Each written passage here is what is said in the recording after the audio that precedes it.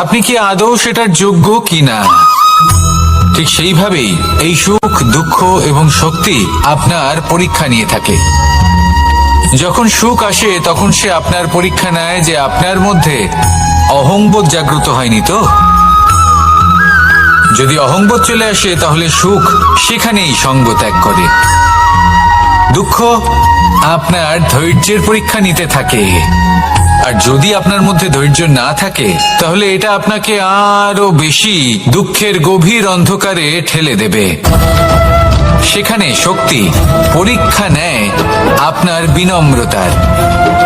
যদি আপনি বিনম্র না হন তাহলে হয় এই শক্তি আপনার সঙ্গ ত্যাগ করবে, নয় এই শক্তি বিনম্রতার অভাবে আপনার পতনের কারণ হতে পারে।